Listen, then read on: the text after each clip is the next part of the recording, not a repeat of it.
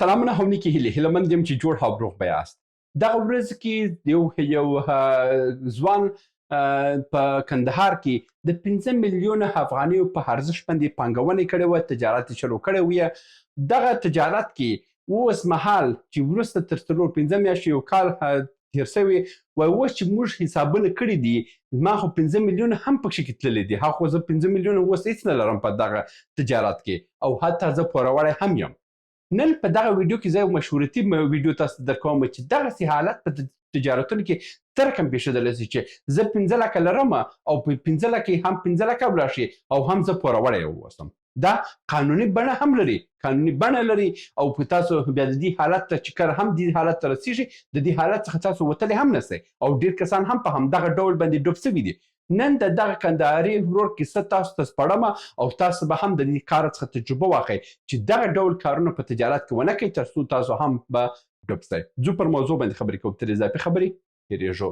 لومړی خبره دا ده چې دغه ورور په کندهار کې یو وړوکی تجارت یې شروع کړی دی او دغه تجارت چې ویې په 15 میلیونه په اندازه ارزښت یې درلودله. 15 میلیونه افغانۍ دی یو تجارت شروع کړی دی. دا تجارت چې شروع کړی دی د تجارت نه وروسته یو څه نور کارو ته دوی ضرورت پیدا کړی دی. د مثال په ډول باندې دی یو پلان یې درلوده، هغه د تطبیق دپاره نور شانتې هم ضرورت درلوده چې هغه تجارت چې دی په لوړه پیمانه وي. امکان یې درلود چې د 10 لکه افغانۍ او د 12 لکه افغانۍ او د 10 لکه د 20 لکه افغانۍ تجارت و، خو دی په 15 لکه افغانۍ غوښتل چې شروع یې کړي. دی څه کړي دي؟ دلته یې تللی دی، یو کس ته ویلي وه چې ته وروره د ماشین مسلکي وو، ته راسه په دغه کمپنۍ کې زه تا 15% شریکوم، 15% سهم ستا دی، بس اوس خو معاش زه نه لرم، ته 15% په دې کې شریک یې، بس کمپنۍ مخته وړو. دا صحیح دی؟ دا نفر راغلی دی، ښه اوس د کمپنۍ سرمایه څو ده؟ 15 لکه افغانۍ ده. صحیح، بس 15% شریک یم، بس موضوع مخته ځو. بل نفر ته تللی دی، ویلي دی چې وروره زه دغه مځکه مې په کار ده، د دغه مځکې دپاره چې زه خپل ماشینري او خپل جنس راوړم، دلته یې پرېږدم، ګودام جوړ کړم، د دې دپاره خو زه اوس پیسې نه لرم، تا ته به زه 10% سهم درکړم، ته په کمپنۍ کې 10% ته شریک یې، 15% خو دلته ولاړه. بل نفر تللی دی، انجینر یې پیدا کړی دی، انجینر ته یې ویلي دی چې وروره زه خو پیسې اوس نه لرم چې زه تا ما پیسې خو ټوله بندې دي، ته راسه دغه ماشینري او دغه سیستم ټوله په سر وصل و نصب یې برابر کړه او زه تاسو ته درکوم مثلا 15% سهم په دې شرکت کې. هر یوه سره یې دا خبرې کړي دي، هر یوه ته یې سهمونه ورکړي دي. که هغه یو دکاندار او که یو چا ته ورته د ده کار ورته بند و، هغه سره باید دا موضوع حل کړی وای، د پیسې نه درلودل او دوی فقط خپل د شرکت سهمونه ورته ورکړي دي چې ته بس دومره شریک یې. موضوع تر دې ځایه رسېدلې ده چې د دې سهمونه حدوداً 150% سهم دی خرڅ کړی دی، پر خلکو ته یې ورکړی دی. او خلک څه وایي؟ خلک اوس دې ځای ته رسېدلي دي چې دا هر یو خپل پیسې غواړي. وایي وروره زه خو 15% په دې کمپنۍ کې شریک وم، ستا کمپنۍ چې وه 15 لکه افغانۍ 15 میلیونه افغانۍ ارزښت یې درلودل، نو تا خو 15% ما ته سهم راکړی دی او دا سهم چې سره راسئ کړو د مثال په ډول باندې 50,000 افغانۍ زما حق کېږي. بل نفر راغلی چې تا ما ته 10% سهم راکړی دی، ما فیصد دا دی 1 لک افغانۍ کېږي. دا بل راغلی چې 15% ما ته راکړی، 15% د ما. اوس یې خبره دې ځای ته رسېدلې ده چې د ده شریکان 150% ته رسېدلي دي. یعنې دا سړی باید 2.5 لکه افغانۍ نور هم خپل د جیبه ورکړي چې دا د خپل ځان د دغه مشکل څخه خلاص کړي او دی باید دا کمپنۍ پرېږدي. نو داسې حالت چې دی دا قانوني بڼه هم لري. اوس که دا سړی ولاړ شي په محکمې کې دا څه وکړي او هر سړی هم دلته نن سبا خو چلاکي ډېره سوې ده، هر یو ورڅخه خط اخیستی دی، هر یو ته ویلي چې وروره زه به صحیح دی تا ته 15% په دا کمپنۍ کې سهم درکوم، ته راسه دا برخه یې ته مخته یوسه، دا بل برخه یې ته یوسه، دا بل برخه یې ته مخته یوسه، دا بل برخه یې ته مخته یوسه. خو دا آزاد دا کار شروع سوی دی. اوس چې کار شروع سوی دی وروره منه دا خلک خپل په حق غواړي، خپل پیسې غواړي او کمپنۍ هم مخته نه ځي. او کمپنۍ چې مخته نه ځي نو اوس د حساب کتاب څه دی؟ په حساب کتاب کې دا سړی 2.5 لک روپۍ پوروړی دی. یعنې 15 لکه افغانۍ د سرمایه درلودله، 15 لکه افغانۍ خو دغسې خلکو ته په لاس ورکړي دي چې په دې امید چې کمپنۍ فعاله سي او د تجارت فعاله سي. اوس 2.5 لک روپۍ دی پوروړی دی. نو تاسو دا خبره مې تاسو سره ځکه شریک کړه چې زموږ ډېر ځوانان زموږ ډېر په افغانستان کې ډېر خلک د همدې ادرسه پانګې د لاسه ورکړې ده. دا کارونه په ایران کې شوي دي، دا کارونه په نورو هیوادونو کې هم شوي دي. نو زه دغه موضوع چې تاسو ته وایم، دا موضوع کې اوس تاسو ته یو څه نور تشریحات درکوم چې دا کار خو شوی دی. حل لارې څه ده؟ حل لارې دا ده چې وروره ته یو حول کې یو کمپني یو پلان یو تجارتي فکر ځان سره جوړوي چې زه دغه تجارتي فکر غواړم چې عملي کوم. د دې تجارتي فکر دپاره که تا سره علمیت نشته، ورځه یو بل کس ته یو 15,000 روپۍ د دغه 15 لکه افغانۍ څخه 15,000 روپۍ 10,000 روپۍ 6,000 روپۍ 50,000 روپۍ ورته ورکړه، ورته ماته یو بزنس پلان جوړ کړه. بزنس پلان څه شی دی؟ بزنس پلان دا دی چې وروره تا ته ټایم لاین جوړوي. په بزنس پلان کې مثلا اول کې دا نقطه ده چې ته به دې نقطې باندې څومره مصرف کوې، بیا دا نقطه ده، بیا دا نقطه ده، بیا دا نقطه ده، بیا دا نقطه ده. دا په همدې ډول باندې ته مخته ولاړ شه. داسې نه ده دا هی نه ده که د زینې غوندې ده چې یو پایې په پایې باندې ته باید مخته ولاړ شې.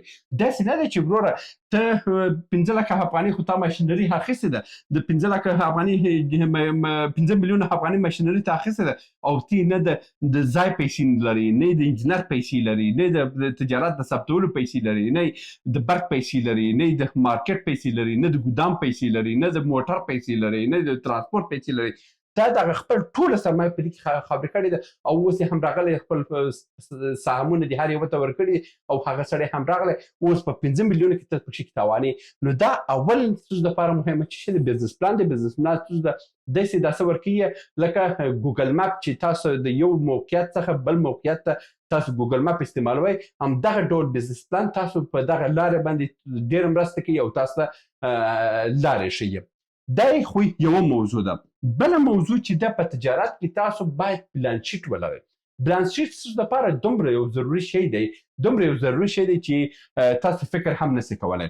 د مثال په ډول باندې ډېر کسان چې په تجارتونو شروع کوي، په تجارت کې د څه شی دی وروره منه هر ورځ کې بلانه غوښې وریجې دي، میلې دي، ورځه تفریح وکړه او فلانۍ کمپنۍ لري. نو د خدای بیکاران به ورپسې چاپلوسي کېږي او د خدای بیکاران به درته حاجي صاحب وایي، د خدای بیکاران به تا ته مشر وایي، د خدای بیکاران به درته وځي، د ورځې د خوا 10 نفره به ستا په دسترخوان ناست اوسي، د ورځې د شپې به 20 نفره ستا په دسترخوان په مفته باندې ډوډۍ به خوري.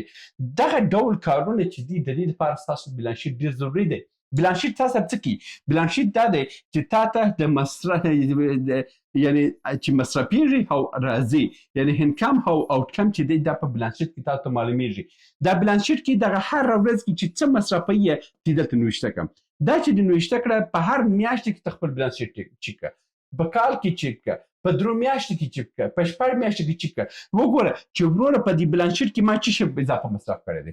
ما مصرف کړی دی په 10 واره رستورانت ته تللی یم، په مفت خلکو باندې کړایان خوړلی. په څه خاطر؟ په هیڅ. دا مه کوه. بل کس راغلی دی چې وروره زما مثلا یو 15,000 افغانۍ په کار دی، خو اوس کاروبار دی جوړ دی، دا 15,000 افغانۍ مې راکړه، دا خو تاته نه معلومیږي چې ته کله هم تجارت لري یوه ستنې سر هم د چا سره کومک مه کوه، ځکه چې ته دلته باید حد اقل په بله موضوع چې ډېر مهمه ده هغه تاسو ته وایم چې تجارت شروع کوئ د 20% څخه تر 40% تاسو خپل پانګونه کوشش وکړئ چې اول کې 20% خپل پانګونه په تجارت کې بند کړئ، 80% پانګونه خپل د بدې ورځې لپاره وساتئ. داسې مه کوئ چې تاسو 100% خپل تجارت کې پیسې بند کړي دي او نور هم حدوداً 150% نور هم تاسو پورونه کړي دي، 150% او کمپنۍ لا هم حرکت کړی نه دی او کمپنۍ خلک په نیمه لاره پوسټ په برتا باندې کمپنۍ درڅخه یوړه او ته پکې خپره وړې. نو د دې دپاره تاسو په هر څه چې کوئ د بزنس پلان دپاره تاسو پیسې پیدا کړئ، بزنس پلان جوړ کړئ. دا چې بزنس پلان تاسو ته څوک جوړي یو صحیح سړی جوړ کړئ پیدا کړئ چې هغه خپله یو تجارتي کمپنۍ مخ ته وړی اوسي، هغه مثلا ماسټري یا دوکتورای کړی اوسي په اقتصادي برخه کې، هغه دې تاسو جوړ کړئ.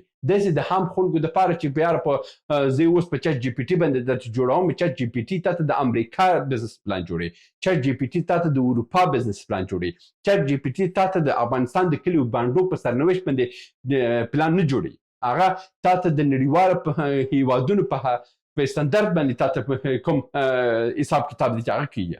همدا اوس د افغانستان د یو مارکیټ قیمت په ټوله انټرنیټ کې ته نشي پیدا کولی چې وایي یاره کوم شی په کوم قیمت دی یو قیمت هم نشته مګر په نړیوالو مارکیټو کې په هر شیبه حتی د یو رب قیمت هم هلته هر شیبه اپډیټیږي که استرالیا ده که امریکا ده که اروپا ده که هر دا هیوادونه چې هر شیبه د هر جنس قیمت یعنی دغه ستنه چې ده تاسو ته به ډېر بېمعنا شي معلوم شي د همدغه ستنې قیمت هم هره شیبه په امریکا کې په اروپا کې په استرالیا کې په چین کې په کوریا او په جاپان کې په دې هیوادو کې هر شیبه اپډیټیږي په انټرنیټ کې دا ځکه اپډیټي دا حکومت اپډیټي دا بعضې کمپنیانې اپډیټي تر څو د بعضې نور خلک چې یو بزنس پلان جوړي یو تجارت شروع کړي د دغه ټولو قیمتونو معلومات واوسي مګر یو څوک چې اوس راځي په مصنوعي ځیرکتیا باندې تا ته داسې جوړیږي بزنس پلان جوړیږي دغه بزنس پلان ستا په درد نه خوري هغه به تا ته د بزنس پلان جوړ کړي هغه ستا ملا ماتي هغه ډول بزنس پلانونه